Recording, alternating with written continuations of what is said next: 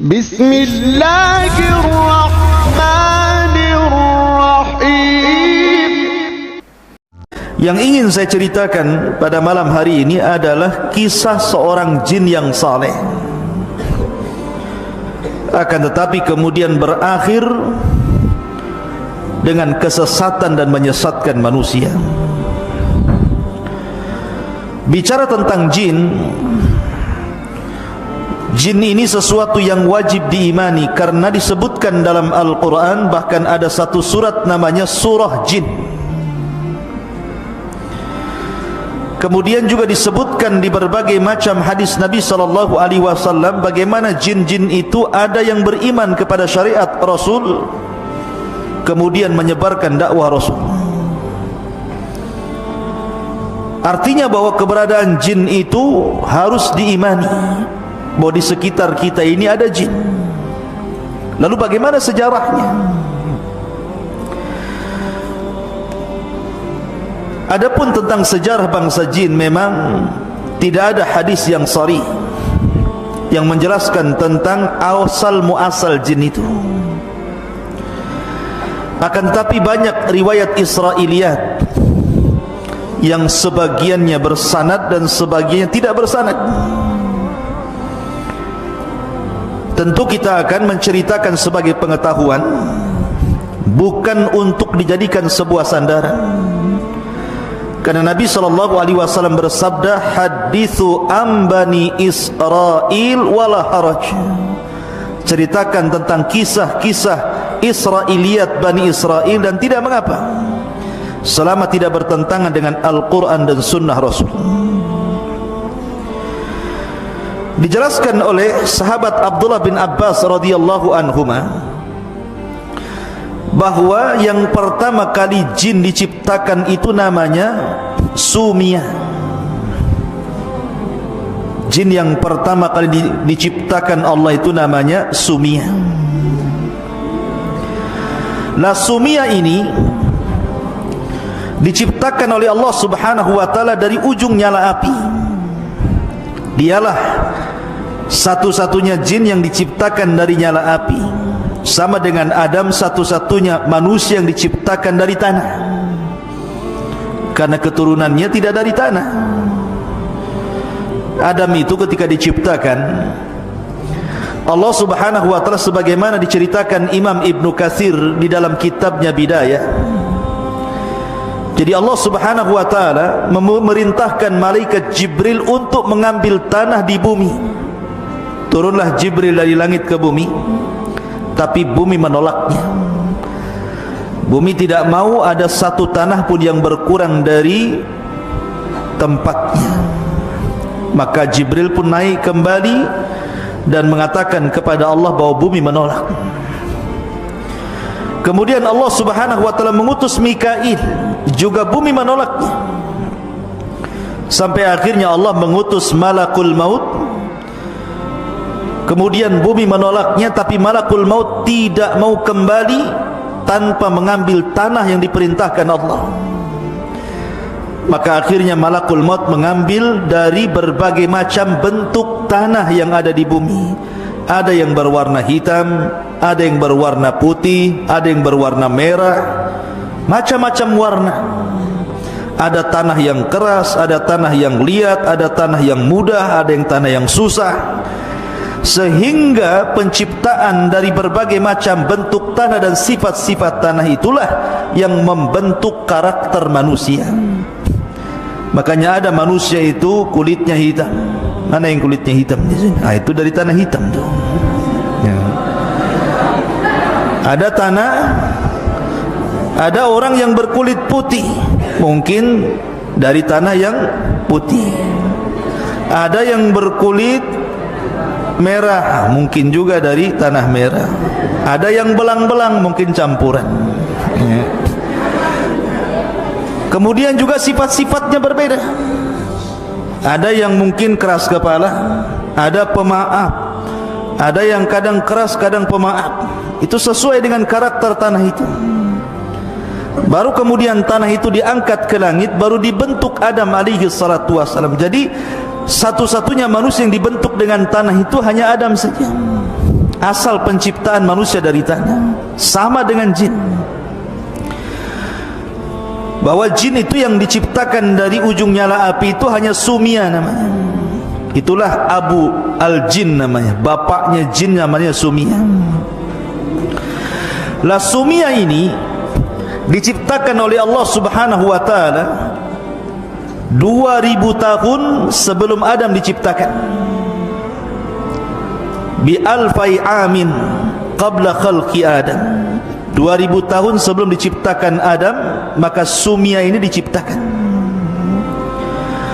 Lah ketika itu, setelah Allah menciptakan Sumia, bapaknya jin ini, maka Allah Subhanahu wa taala berfirman kepada Sumia, tamanna, berangan-anganlah engkau, mintalah sesuatu kepadaku. Maka kata Sumia, bapak jin ini mengatakan, atamanna an nara wa la nura wa an naghiba fi thara wa an yasira kahlana syababan. Kata beliau, kata bapaknya jin ini, kami hanya mengharap kepadamu ya Rabb agar kami bisa melihat dan tidak bisa dilihat.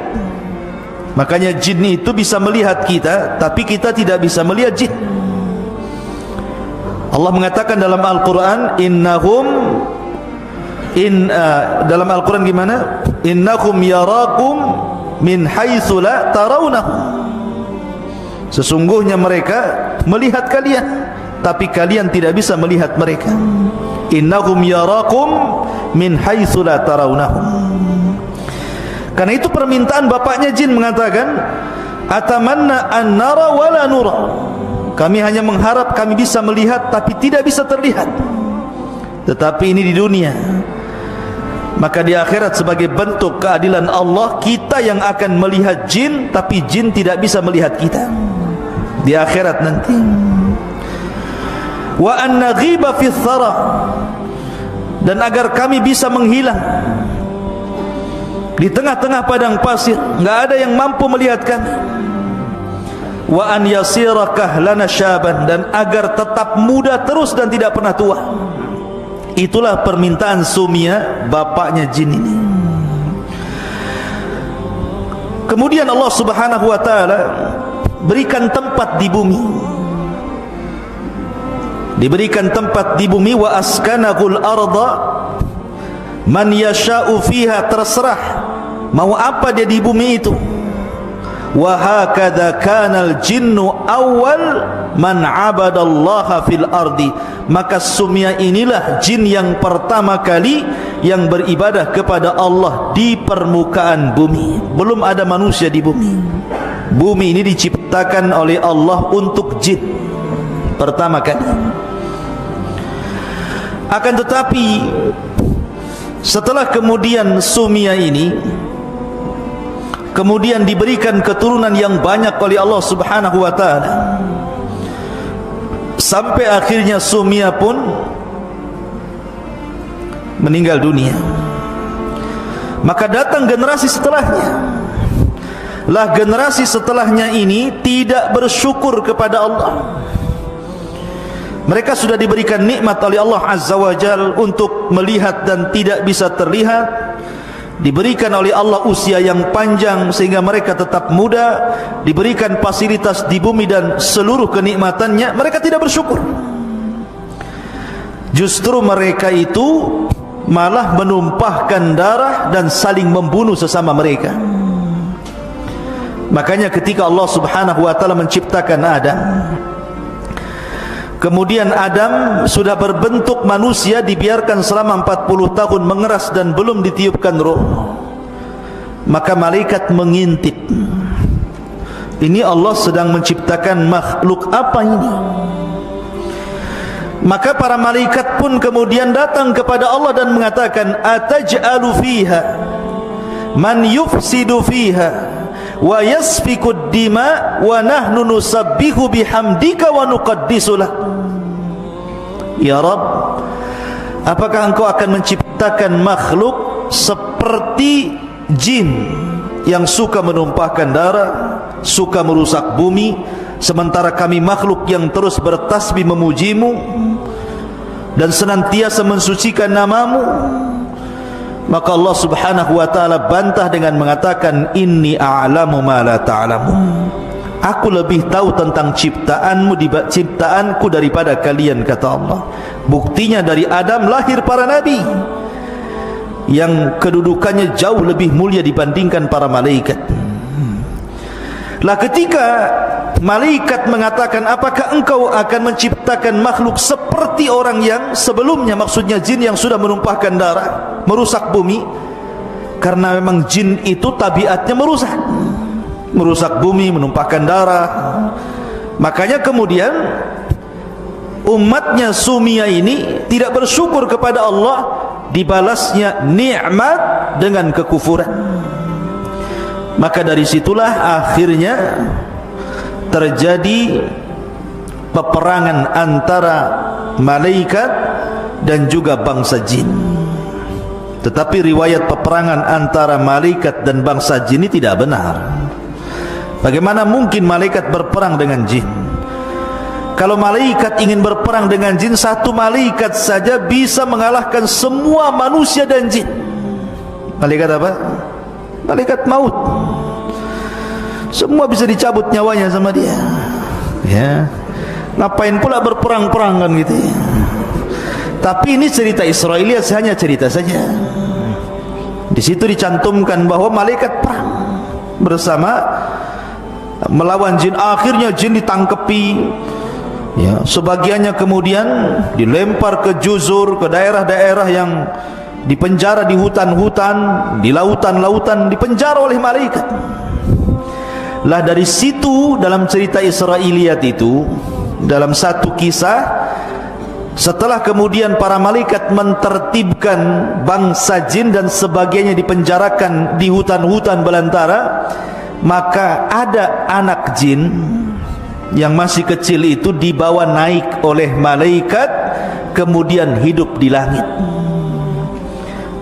Lah jin kecil ini, anak kecil ini, jin yang masih kecil yang dibawa oleh malaikat ke langit itu namanya Azazil namanya. Ya. Azazil inilah yang kemudian dibawa ke langit, dididik oleh malaikat sampai dia besar. Akhirnya dia beribadah kepada Allah, puasa, solat, zikir, macam-macam. Dan Allah subhanahu wa ta'ala kuasakan kepada Azazil untuk menjadi penguasa langit dunia. Jadi Azazil menjadi penguasa langit dunia, diserahkan kekuasaan langit dunia sama Azazil. Jadi inilah cerita yang kita akan kisahkan. Jin yang saleh tapi tersesat, dialah Azazil.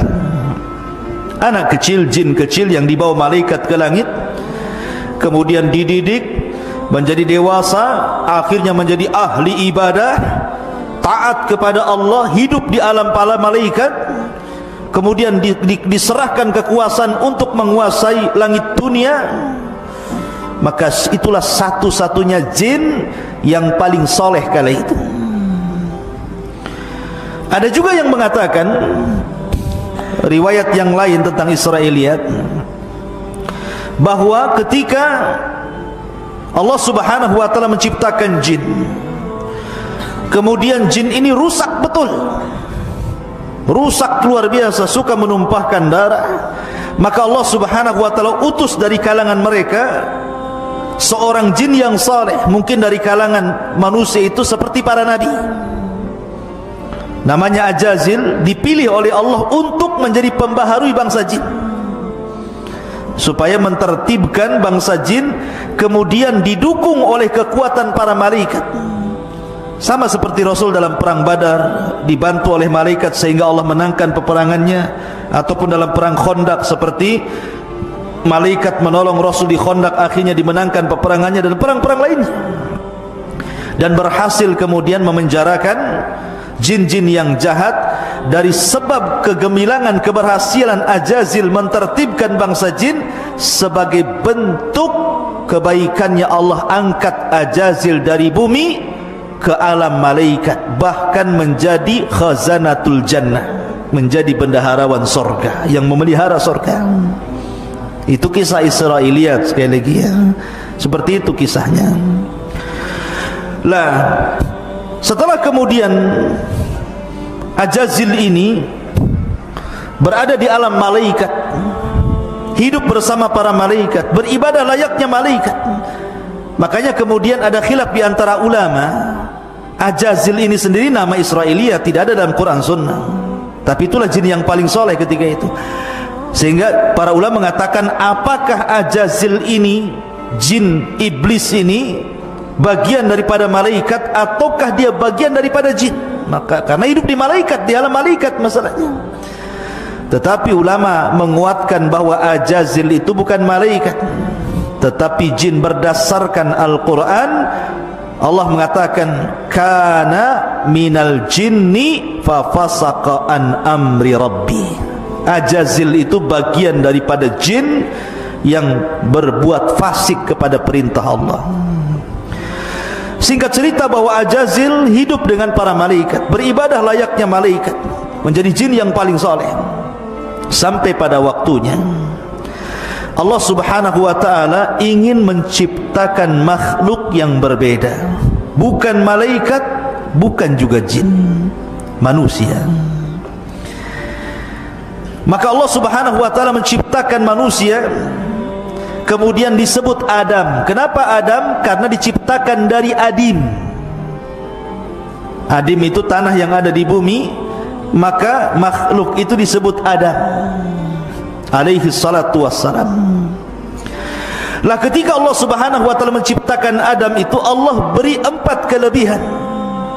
Kenapa? Menghindari supaya jin jangan sombong, Ajazil itu jangan sampai sombong. Kelebihan pertama, Adam itu diciptakan oleh kedua tangan Allah. Khalaqtu biyadai, aku ciptakan Adam dengan tanganku. Yang kedua, wa nafakhtu min ruhi, yang meniupkan ruh ke jasad Adam Allah sendiri, bukan malaikat yang diutus untuk meniupkan ruh. Kemudian yang ketiga, asjadalahul malaikah, Allah perintahkan seluruh malaikat sujud kepada Adam, dan tidak ada perintah Allah kepada para malaikat sujud kepada Ajazil. Kemudian yang keempat, Allah ajarkan pengetahuan dibandingkan yang lainnya. Wa 'allama Adamal asma'a kullaha, Allah ajarkan nama-nama segala sesuatu. Sebagian ahli tafsir mengatakan yang dimaksud nama-nama di sini artinya Adam diajarkan bahasa, seluruh bahasa yang akan diucapkan seluruh keturunannya. Di kita saja ada bahasa Padang. Kalau Adam hidup hari ini kemudian ke Padang, maka dia akan bahasa Padang. Ya, ya seperti itu. Ada bahasa Madura. Kalau Adam hidup hari ini kemudian ke Madura, dia akan pakai bahasa Madura. Ada bahasa Jawa. Kalau Adam kemudian ke Jawa, pasti dia akan bahasa Jawa. Piye kabare, pakai bahasa Jawa kan itu. Atau ke Sunda, kumaha kabarna, sararehat kan itu. Pasti akan bisa tuh. Ya. Dia kemana saja, bahasa yang diajarkan atau yang dikuasai keturunannya Adam itu tahu. Itu artinya Allah ajarkan nama-nama segala sesuatu, artinya Allah ajarkan seluruh bahasa yang akan diucapkan oleh kaumnya. Ke Cina pakai bahasa Cina. Seperti apa bahasa Cina itu? Kaipo. Bahasa kitanya kepo. Tahu kepo? Kepo itu kayak polisi, tukang tanya. Orang Cina bilang kaipo, pengen tahu urusan orang, ya kan? Jadi Adam itu kemana? Sebutkan ke Amerika, pasti bahasa Inggris dia ngomong. Semua bahasa, bahasa India bisa, semua bahasa bisa. Itulah kelebihan Adam, diberikan pengetahuan yang tidak diberikan kepada jin ataupun malaikat. Bahkan ketika Allah Subhanahu wa taala berfirman, "Tsumma a'radahum 'alal malaikati faqalu anbi'uni bi asma'i haula'i in kuntum shadiqin." Mereka mengatakan, qalu subhanaka la ilma lana illa ma 'allamtana innaka antal alimul hakim. Malaikat nyerah, tidak sanggup. 4 keutamaan Adam inilah yang menjadikan Adam unggul di atas malaikat, bahkan di atas seluruh bangsa jin sekalipun. Tetapi walaupun Adam sudah jelas-jelas memiliki 4 keutamaan, tetap saja di sini ada ujian. Allah Subhanahu wa taala berfirman dalam Al-Qur'an, "Wa id qulna lil malaikati isjudu li Adam fasajadu illa iblis aba wastakbara wa kana minal kafirin." Dan ketika kami katakan kepada para malaikat, ini Adam sudah ditiupkan ruh dia. Jadi ketika ditiupkan ruh dari mulutnya, ruh itu ditiup dari mulut dan akan keluar dari mulut. Ketika ruh sampai saja di kerongkongan, tiba-tiba Adam bersin, hajih, bersin. Maka Adam dikatakan oleh Allah, katakan ya Adam, alhamdulillah. Maka Adam mengucapkan alhamdulillah. Maka Allah mengatakan yarhamuka rabbuk. Makanya sunnah kalau antum bersin baca alhamdulillah, yang mendengar jawab yarhamukallah. Kemudian ketika ruh sudah sampai di tangan, belum sampai di kaki, Adam melihat buah-buahan, maunya diambil saja, pada ruhnya belum sampai ke kaki itu. Udah lapar, dia pengen makan. Maka dari situ manusia menjadi umat yang terburu-buru. Allah mengatakan dalam Al-Quran, khalaqnal insana min ajal. Kami ciptakan manusia terburu-buru, kalau ingin hari ini, kalau bisa hari ini nampak di hadapannya. Itulah manusia. Ketika betul-betul ruh sampai di kaki, maka Allah Subhanahu wa taala berfirman kepada Adam, ya Adam, idhhab ila haula'il malaika. Pergi kau temui para malaikat itu. Maka Adam pun kemudian menemui para malaikat. Kemudian ucapkan ya Adam, assalamu alaikum. Maka Adam pun mengucapkan assalamu alaikum, dijawab malaikat wa alaikumsalam. Maka Allah mengatakan fa innahu tahiyyatuka wa tahiyyatu ummatika min ba'dik. Itulah salam penghormatan dirimu dan salam penghormatan umat setelahmu. Makanya assalamualaikum menjadi sebuah salam yang menjadi syariat kita. Ketemu assalamualaikum, waalaikumsalam, ya. Lah setelah itu kemudian Allah kemudian memerintahkan seluruh malaikat. Lah ketika itu Ajazil ada di situ. Ajazil itu ada di antara malaikat. Maka kemudian Allah Subhanahu wa taala perintahkan mereka sujud semua, termasuk Ajazil. Semua malaikat sujud kecuali Ajazil. Apa yang menjadikan Ajazil tidak mau sujud? Aba wastakbara wa kana minal kafirin. Enggan, sombong, termasuk orang kafir. Kenapa bisa enggan dan sombong? Karena sebelumnya Ajazil ini, ketika Adam masih mengeras belum ditiupkan ruh, itu suka jalan-jalan nengok-nengok. Kadang dipegangnya patung Adam itu, masuk dari lubang telinga, keluar dari lubang hidung, masuk dari lubang hidung, keluar dari lubang mulut. Kemudian ditepuk-tepuk pula ada suara. Makanya Allah mengatakan min salsalin kal fakhar. Fakhar itu suara. Maka kemudian kata Ajazil, ini makhluk yang lemah ini, karena berongga masalahnya. Maka dia pun mengatakan di hadapan patung Adam yang belum ditiupkan roh, la in sullitu alayya la uhlikanna wa la in sullitu alayya la usiyanna.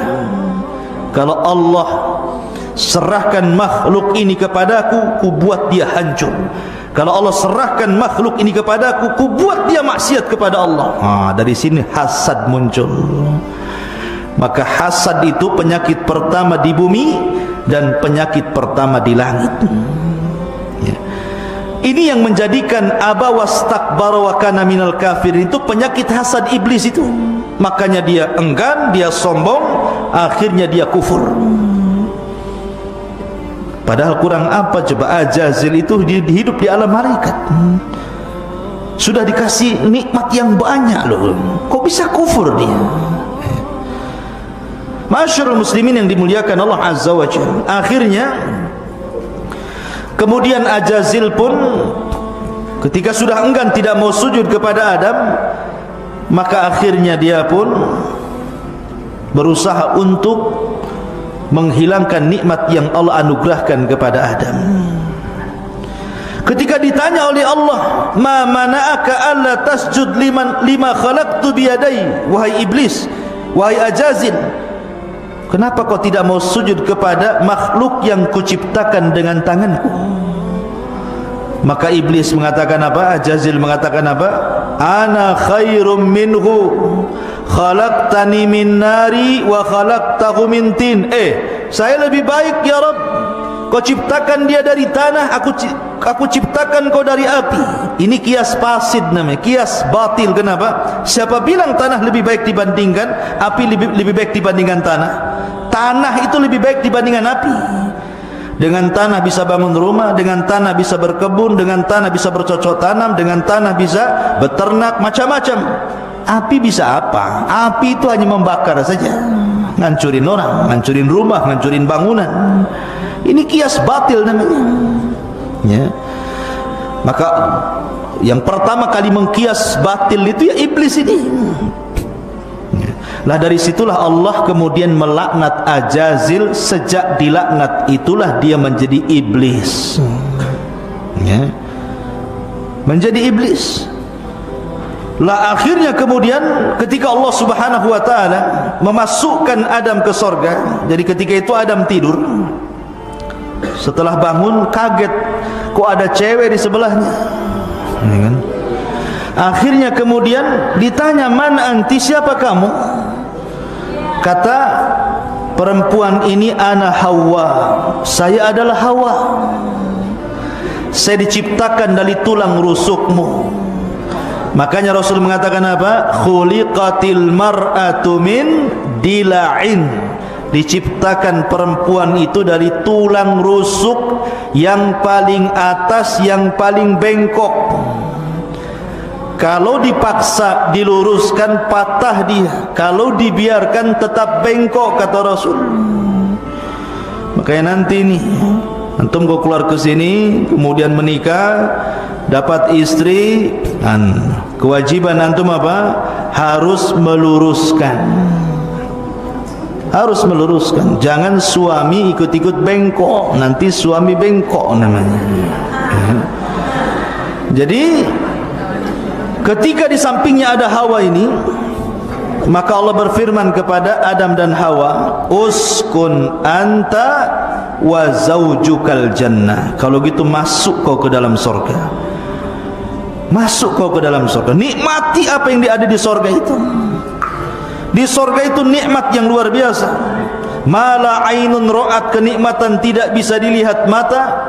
Wala udhunun sami'at, kenikmatan tidak bisa didengar telinga. Wala khatara ala qalbi bashar, kenikmatan yang terlintas dalam pikiran pun tidak bisa. Saking nikmatnya. Kurang apa nikmat surga itu?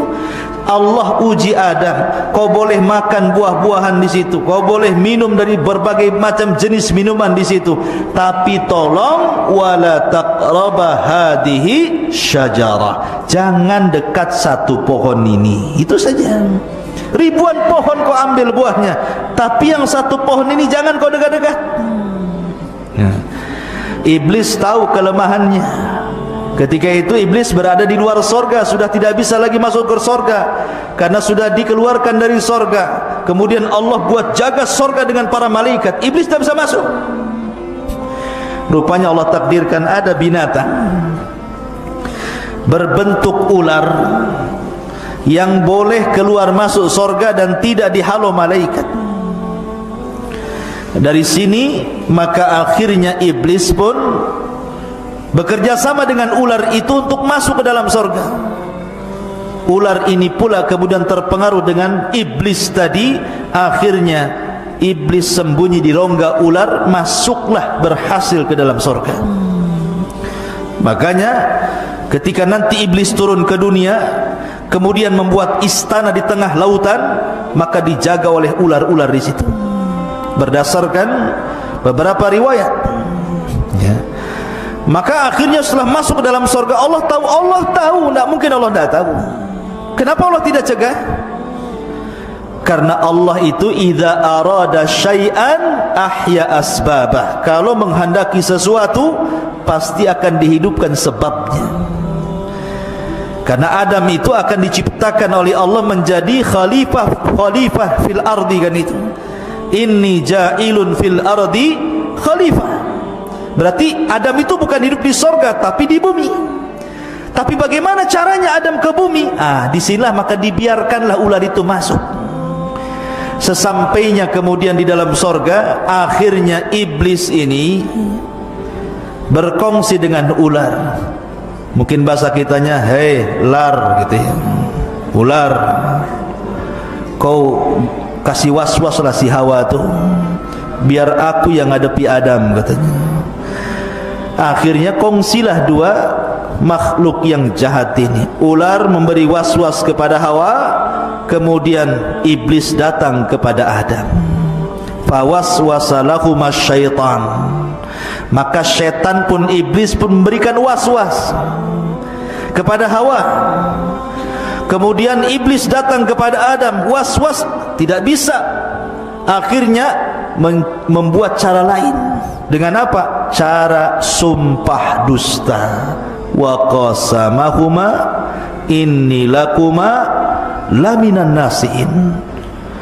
Maka si iblis dan ular bersumpah kepada Adam dan Hawa bahwa mereka adalah orang yang ahli nasihat. Surga itu ala malaikat, ikhwan. Tidak mungkin ada orang bersumpah untuk sebuah kedustaan, karena belum pernah terjadi orang bersumpah untuk kedustaan, apalagi di langit, di alam malaikat, di surga lagi. Tak mungkin. Akhirnya kemudian Adam percaya saja.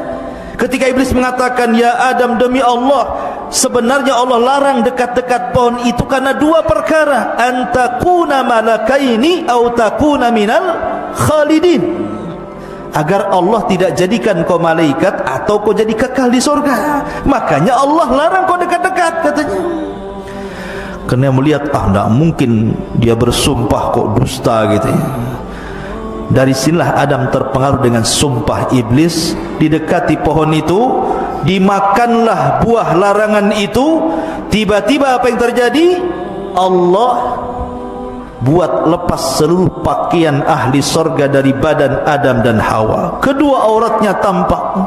Maka Adam malu, Adam lari bersembunyi di pohon-pohon. Hawa malu, kemudian lari di pohon-pohon.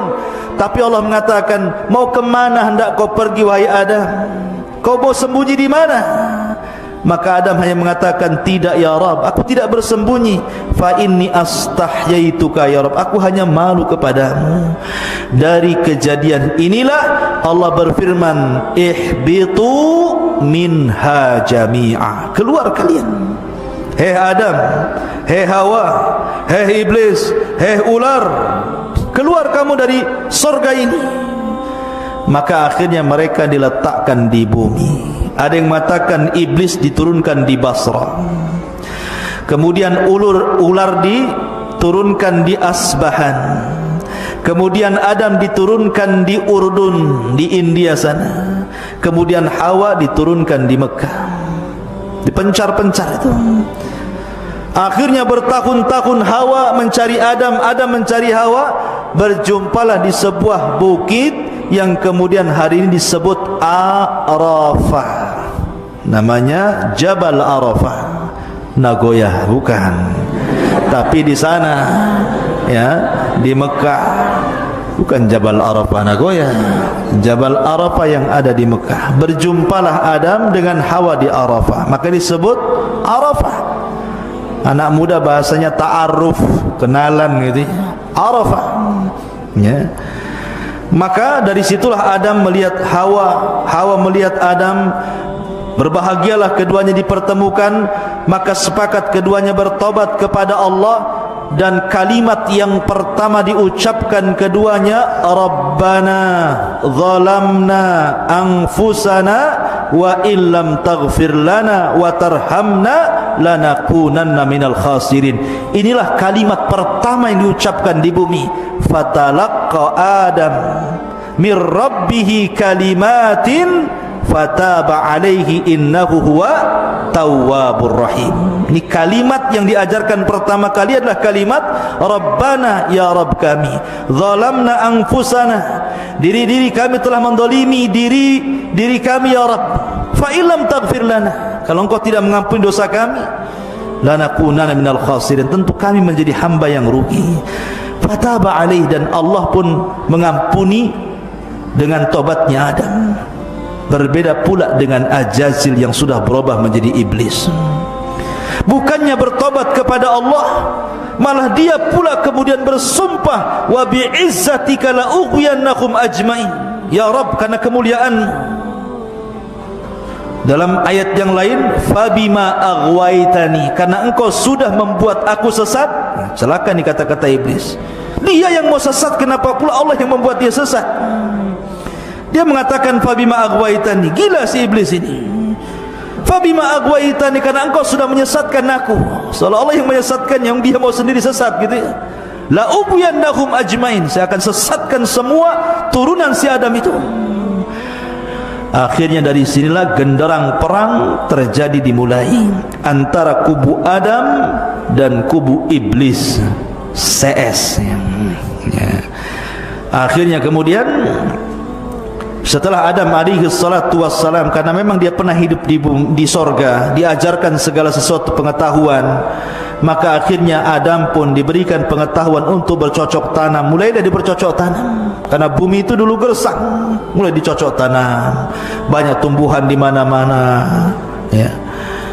Kemudian iblis pun mulai menggoda Adam, tapi Adam tidak bisa tergoda.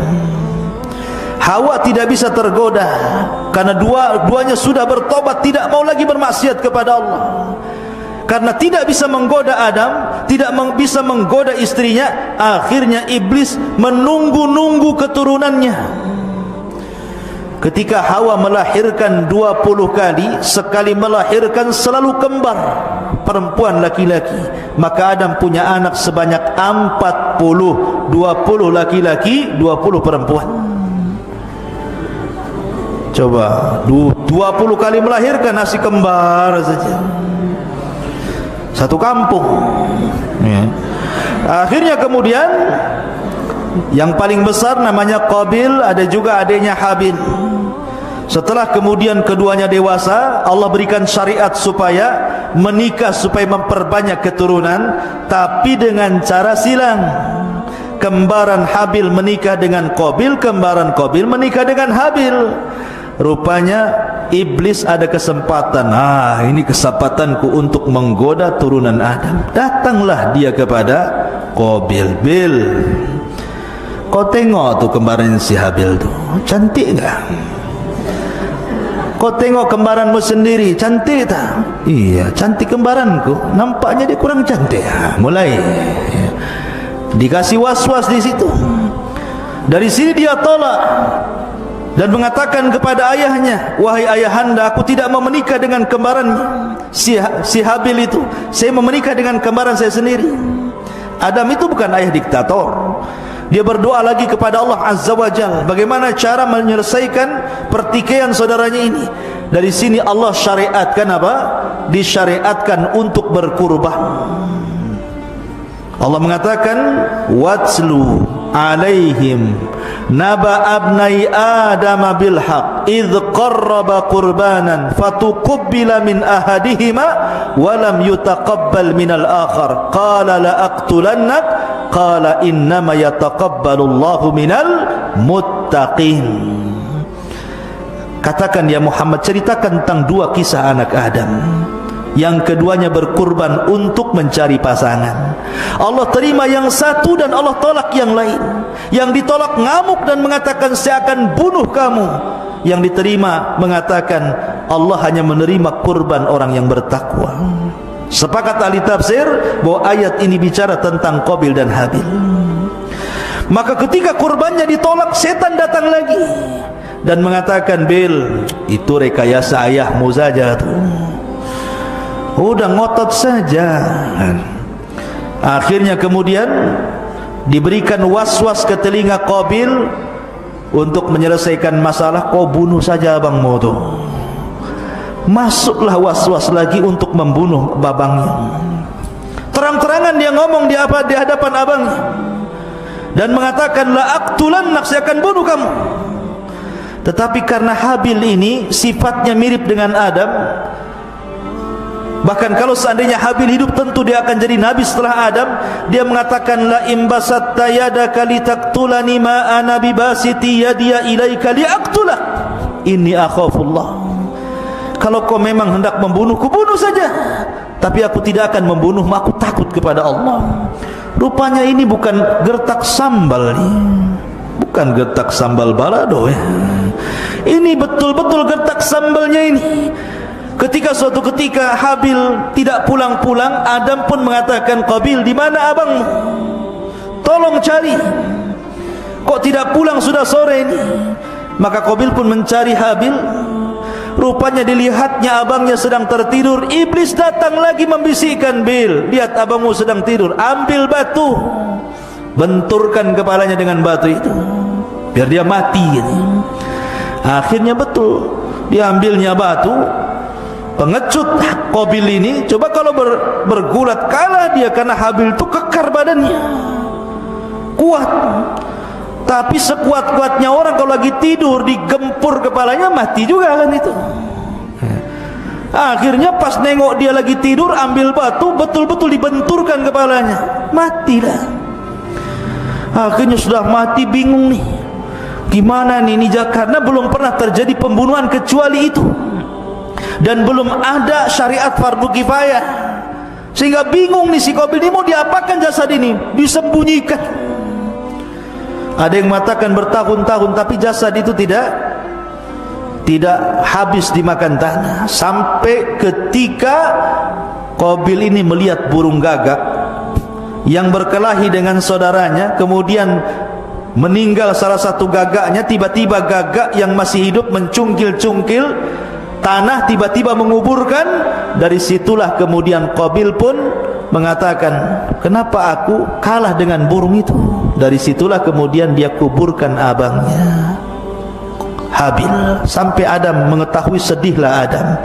Karena kesedihannya itulah akhirnya Allah ganti Habil dengan satu anak lahir tanpa kembar, namanya Syith. Dialah nabi kedua setelah Adam sebelum Idris. Syith artinya hibatullah, pemberian dari Allah.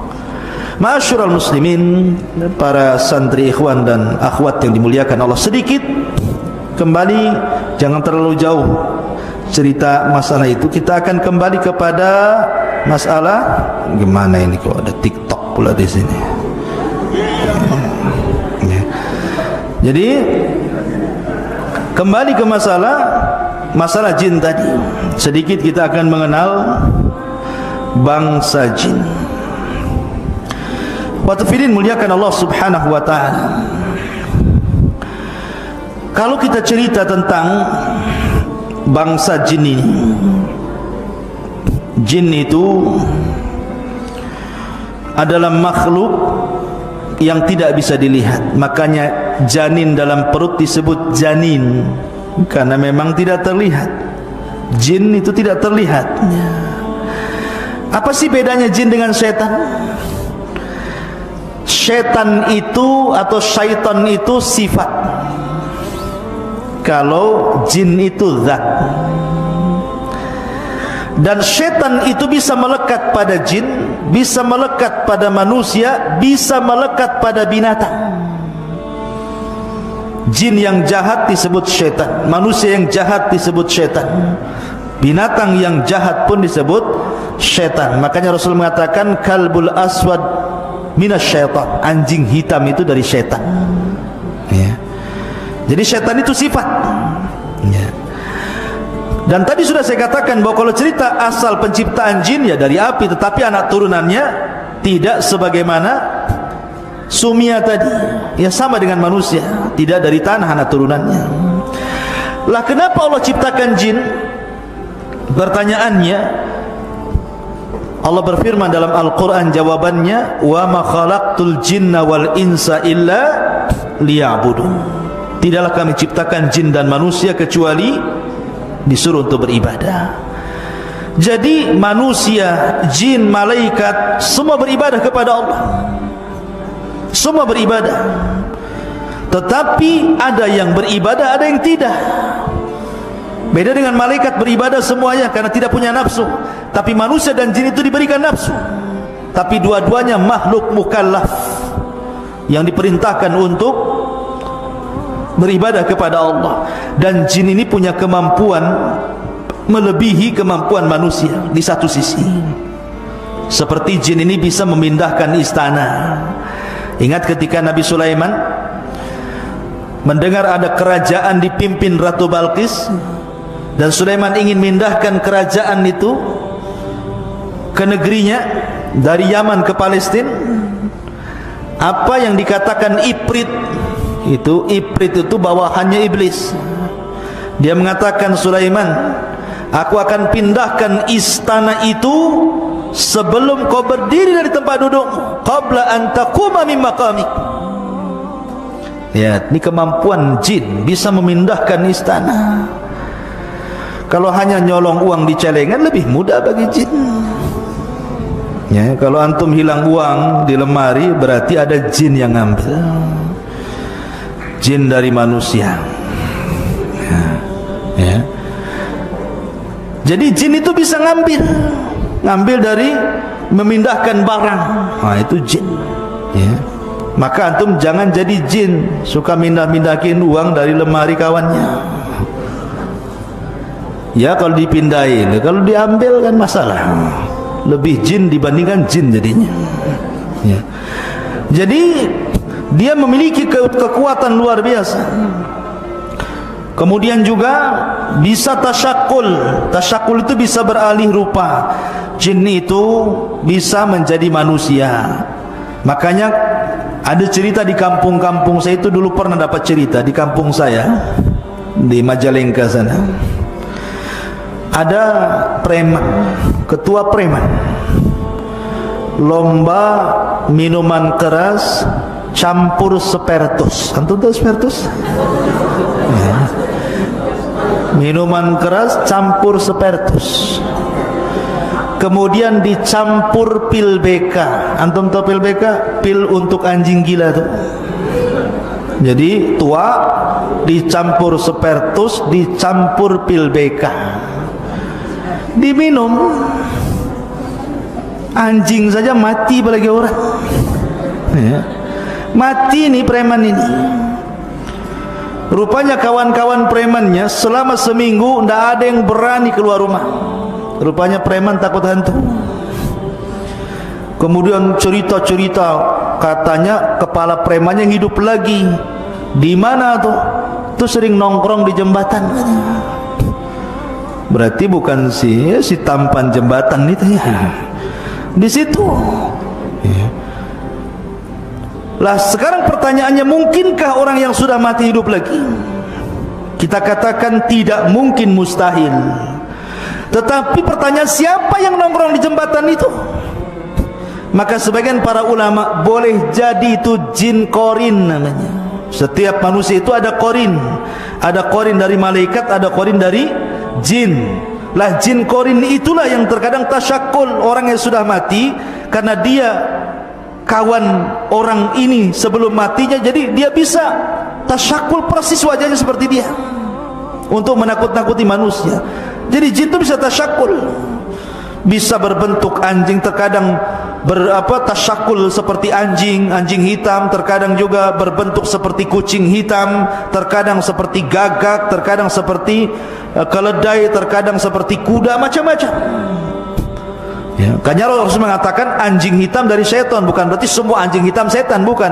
Terkadang keumuman jin itu suka dengan anjing hitam, maka kalau berbentuk anjing hitam, nah, bisa saja itu jelmaan jin atau ya anjing kan gitu. Intinya bahwa jin itu bisa tasyakul seperti itu.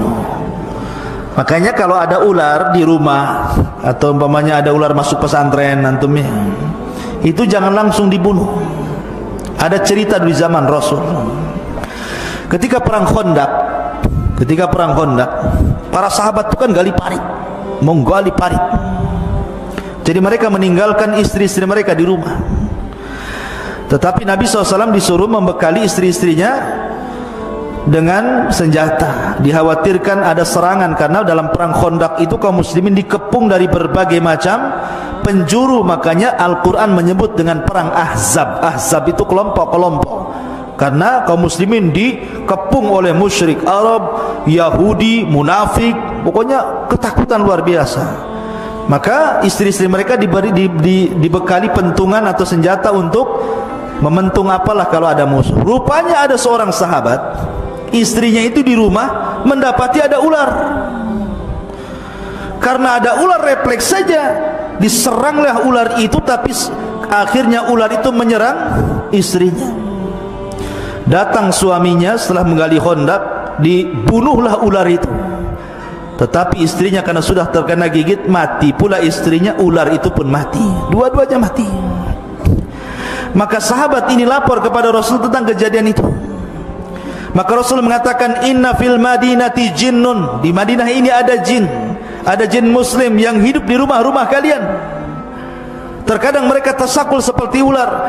Kalau mendapati ular di rumah kalian, jangan dibunuh dulu, tetapi katakan kepada dia, wahai ular, kalau engkau memang seorang muslim, jin yang muslim, bertakwalah kepada Allah, keluar kau dari sini. Sambil buka pintu. Ya, kalau disuruh keluar, pintulah ditutup, mau keluar dari mana? Kan itu. Nggak mau keluar juga, ngomong lagi, kalau kau jin yang muslim, keluar, bertakwalah kau kepada Allah, sampai 3 kali. Kalau ular itu nyumpet aja di pojok, sudah dibilang berkali-kali, diajak ngomong pun tak mau, maka berarti bukan jelmaan jin, memang ular beneran. Kalau seperti itu kata Rasul, boleh menghalau atau membunuhnya, tetapi setelah mengucapkan 3 kali ta'awud, a'udzubillahi minasyaitonir rajim, a'udzubillahi minasyaitonir rajim, a'udzubillahi minasyaitonir rajim, baru antum boleh bunuh dia. Jadi sebelumnya dihalau dulu. Ya, karena bisa jadi itu adalah jin muslim. Kalau jin muslim saudara kita dari kalangan jin, kita tidak boleh mengganggu mereka sebagaimana mereka tidak boleh mengganggu kita. Ya. Maka kehidupan jin bisa tasyakul dia. Dan jin juga sama dengan manusia, mereka makan. Bahkan terkadang makan pula sama antum. Karena kalau antum ketika makan tidak baca basmalah, berarti hakikatnya antum sedang makan sama setan di samping antum. Cuman nggak nampak saja. Kalau nampak antum pergilah kan, oh ada setan, malah dikasih, ambil aja kan, begitu ya. Ketakutan kan, tidak kelihatan dia sedang makan dengan kita. Akhirnya nggak berkah yang kita makan. Makanya kalau makan baca basmalah. Kalau pakai pakaian baju, pakai basmalah, supaya ketika terbuka auratnya, jin tidak bisa melihat kita. Tapi ketika pakai baju tidak baca basmalah, ketika terbuka auratnya, ganti baju, mereka senang melihat live namanya, melihat langsung gitu ya. Nah, masalah ini ya. Atau masuk kamar mandi. Kamar mandi itu tempat yang menakutkan, ikhwah. Makanya Rasul mengatakan, katakan Allahumma inni a'udzubika minal khubthi wal khaba'is. Ya Allah, aku berlindung kepadamu dari setan laki-laki dan setan perempuan. Artinya jin itu sama dengan manusia, ada laki-laki, ada perempuan. Ustadz yang masuk ini banci nih, ini siapa yang goda dia nih? Ya mungkin juga ada jin banci juga kan gitu. Tapi yang jelas bahwa laki-laki dan perempuan, setan laki-laki, ada setan perempuan, sama dengan manusia juga sama. Karena setan itu mereka diutus sebagai tentara iblis. Jadi iblis itu membuat istana di tengah lautan, dikelilingi oleh ular. Kalau membaca kitabnya Isa Daud, tentang dialog jin muslim, walaupun di kitab ini banyak kritikan, mengatakan bahwa istana itu ada di segitiga Bermuda sana. Wallahu a'lam, tidak ada dalil tentang ini. Rasul hanya mengatakan bahwa istananya iblis itu di tengah lautan, sebagaimana perkataan Ibnu Sayyad atau Saf yang disangka Dajjal oleh Nabi SAW. Kemudian dia mengatakan wa kana arsyuhu 'alal ma, istana iblis itu ada di tengah lautan. Ya.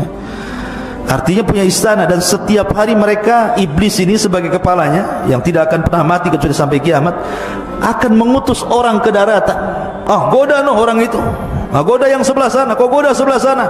Akhirnya ada yang meninggalkan solat, ada yang meninggalkan zakat, ada yang bakhil, ada yang tidak membaca Quran, macam-macam tergoda, sampai akhirnya ada tentara yang bisa memisahkan suami istri, retak hubungan rumah tangga orang.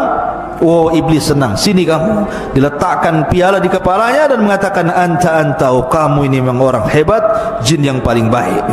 Seperti itu. Nah, dari sini ikhwatu fillah yang dimuliakan Allah Azza, intinya bahwa mereka bisa tasyakul luar biasa.